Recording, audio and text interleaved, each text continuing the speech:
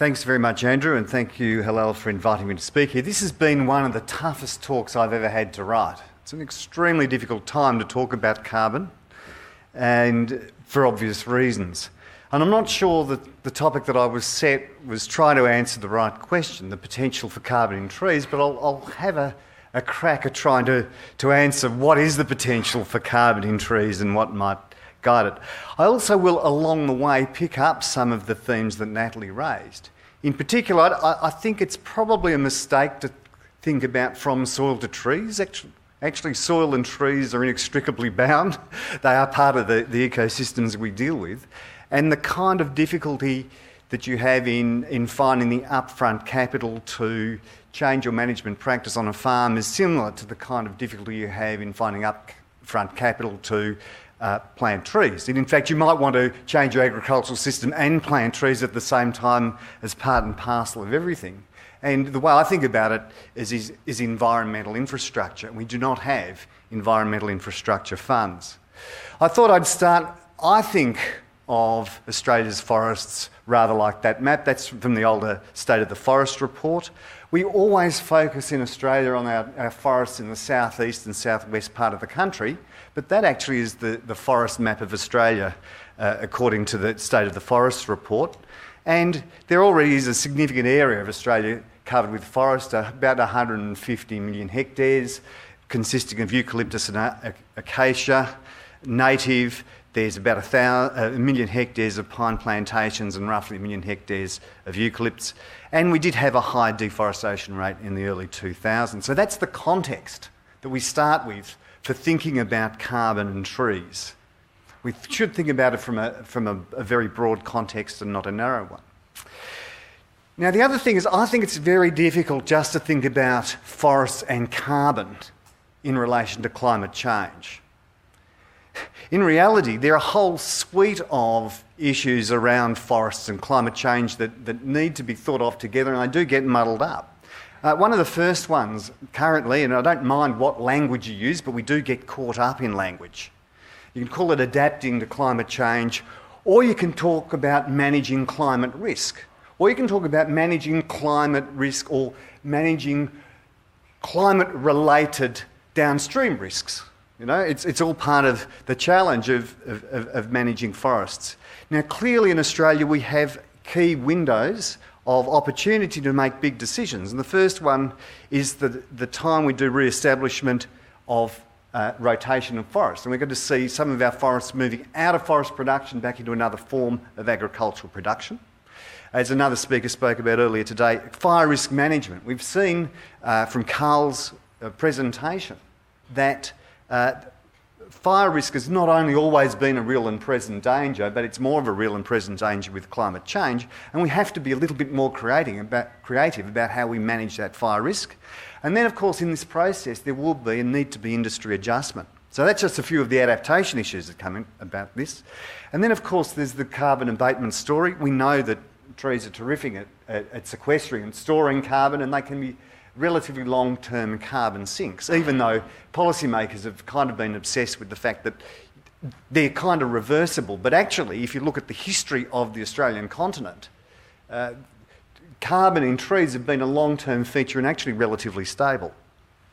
So there are two views of that. There's biomass for bioenergy and fuel substitution, and all of the carbon accounting that's been done says that is the big win if you can pull it off. You get a double benefit. You get increased sequestration on the landscape.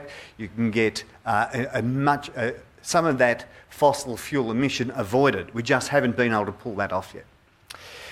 And secondly is the pure carbon sequestration part, which our company has been involved in. That should be, in theory, the easiest, simplest and most straightforward technology to use, which is why you go for it first.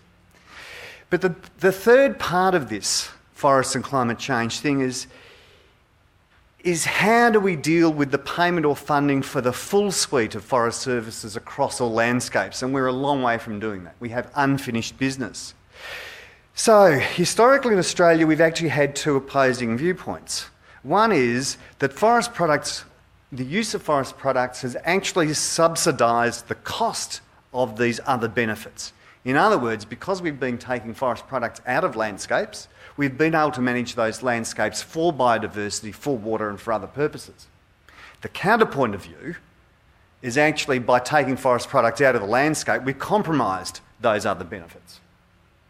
Right? This is the problem we have, these two different points of view, and historically the two touch points of this have been biodiversity and water. Now, in the carbon world in Australia today, the key piece of regulation in relation to whether or not you see a carbon offset as a result from an activity on the landscape is called the Carbon Farming Initiative. That is actually the rule set that largely defines whether or not a carbon offset is recognised. Now, essentially, this piece of legislation, in my view, has actually tried results from a set of compromises around that I've put up on this diagram, trying to reflect biophysical or scientific reality, trying to match the national interest, trying to account for co-benefits, trying to deal with social attitudes and also market pressures. And the next slide just shows a bit how that plays out. So on biophysical, I'm talking about biophysical science. The national interest dimension comes in essentially via trade, the national economy, whether or not Australia becoming involved in carbon farming at all is to the national benefit or whether it's a problem. Co-benefits refers to other objectives you may want to achieve from putting forests in trees in the landscape or not. In terms of the social attitudes, people have been overly concerned with perverse incentives. And we have a set of normative views in our society about where trees should or shouldn't be. And you can see, if you look at the detail of the legislation, these social attitudes have actually been reflected in often very clumsy ways. And finally, there's the economics. Will this ever make anybody any money ever? You know, is there really a carbon commerce proposition around this at all? I'll touch on the biophysical science, and you've heard this from Carl. You know, there is overwhelming evidence about the secular trend of CO2 in the atmosphere, and we know it's partly due to emissions from vegetation and soils. We know the terrestrial biosphere is a key part in the global climate science. In flux terms, in terms of what happens each year, the human component of that is actually very small. You know, the big breath in and out from the biosphere is actually driven through natural cycles, right? And because carbon in the biosphere has a shorter residence time than geological carbon, in other words, a molecule of carbon sitting in a tree will stay in the tree for less time than a molecule of carbon sitting in a coal deposit. You know, that's known as. It means that what that means in science terms is the global carbon cycle operates on all timescales from seconds to millions of years. And in fact, we have natural variability where you get significant year-to-year changes in exchanges of the carbon between the biosphere, the atmosphere and the oceans. So that's actually all really well understood if you're a biophysical scientist. Really, it's actually not very hard. But those last three issues have really troubled policymakers around the world. And the result of that is we have partial accounting. So we have some things are defined as being in your carbon accounting system and some things out. So soil carbon hitherto has not been in, but purely growing trees where there weren't trees before have been in. From this, it's pretty clear that established science is actually insufficient to inform the policy response. But interestingly, the science has been used to define what we think the potential abatement is. And so we've actually had a whole string of reports where Garnaut talked about the technical potential, which, you know, and that's what people were concerned about. Garnaut had a very big number up there, which is what you would do if you converted the whole of Australia to trees. That's how much carbon you could put in the landscape. I guess then there's also what I think of as the regulatory potential. You know, and that's all right, but how much of this is actually going to be recognised by a piece of legislation or regulations? And then there's what we might think of the technically achievable potential. In other words, people do talk about doing carbon abatement with pieces of technology that really haven't been proved up. I use biochar as an example. You can certainly make a machine that'll produce biochar. What happens when you put that biochar in the soil and what effect it really has on not only the soil but the vegetation or the crops you're going to grow turns out to be a much more detailed problem because, as Castrol used to say, oils ain't oils and chars ain't chars. There's a whole lot of chemistry involved in that. Finally, you've got the economic potential, which is, depending on the carbon price, and depends on how much it costs for you to put trees in, and it depends on how the upfront capital required and the period over which you can make some money. That'll give you a different answer again. And then there's what might be thought of the socially acceptable amount of abatement.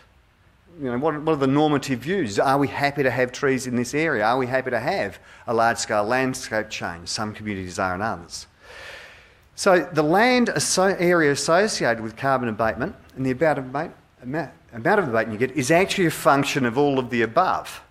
So in reality, you might see this much carbon that's going to be socially acceptable. That might be the space for technically achievable. The regulatory space might actually allow more. The economic potential can potentially be large under the right conditions. The technical potential could be huge.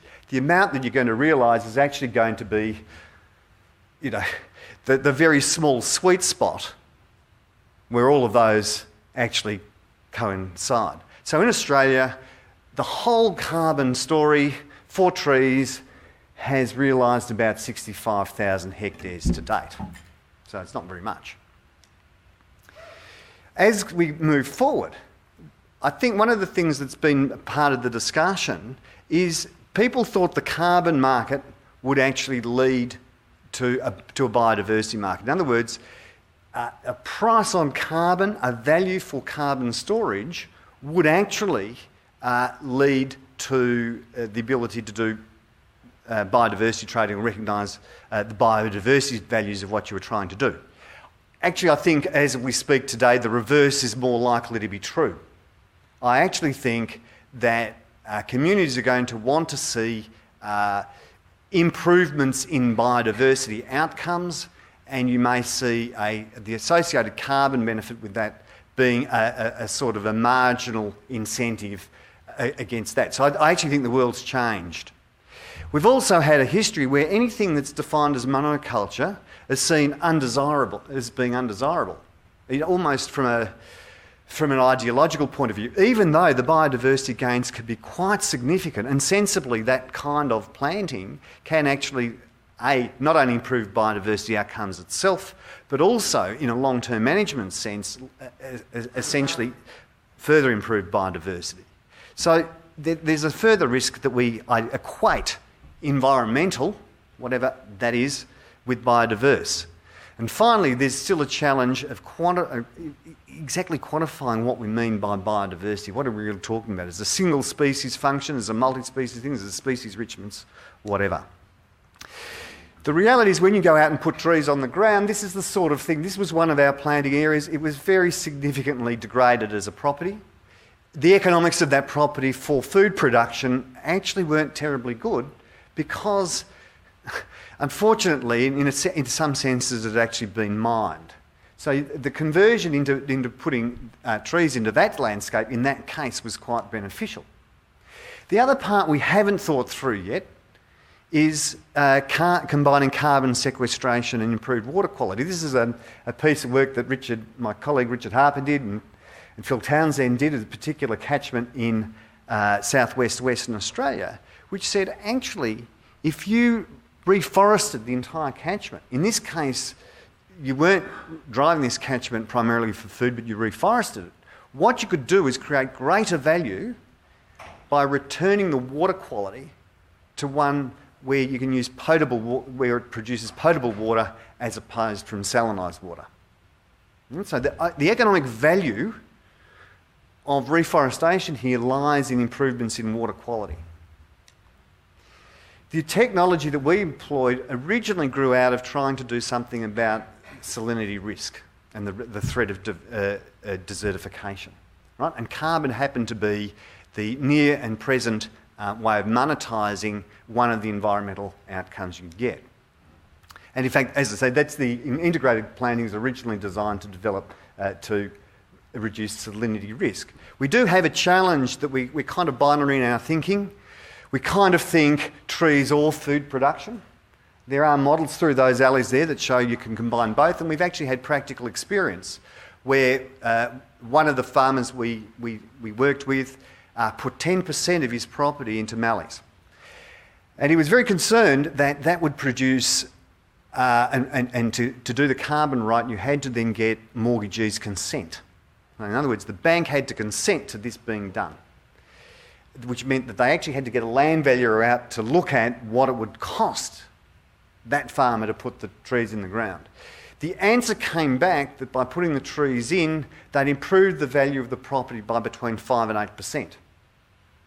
This was a big surprise to him. And the reason was that he changed his grazing system. The capital that came in from carbon actually enabled that investment to be made in the change in the agricultural system, and it became a more productive system, despite 10% of the land being so-called taken out of production.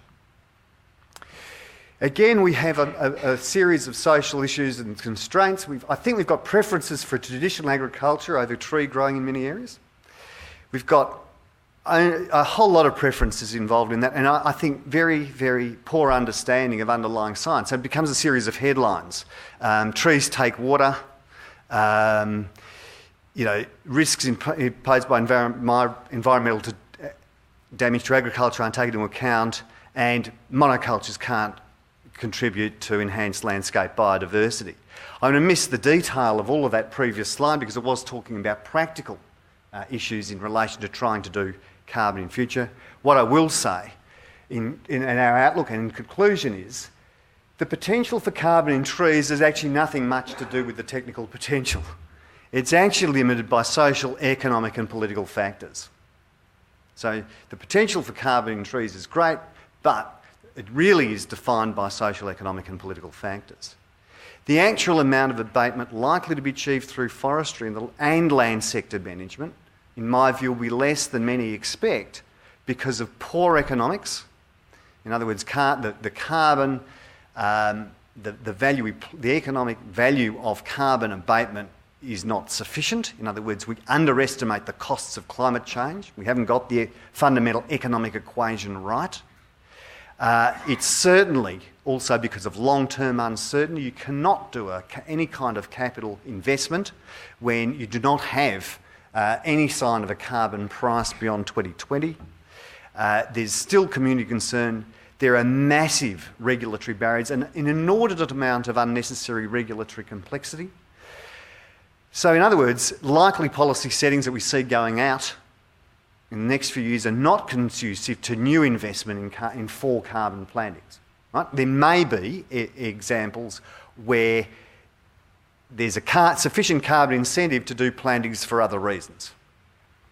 The alternatives that I think we're likely to see are environmental plantings that have a carbon benefit, and we'll see the recognition of carbon already associated with forestry may result in reduction of land moving out of forestry into some other land use.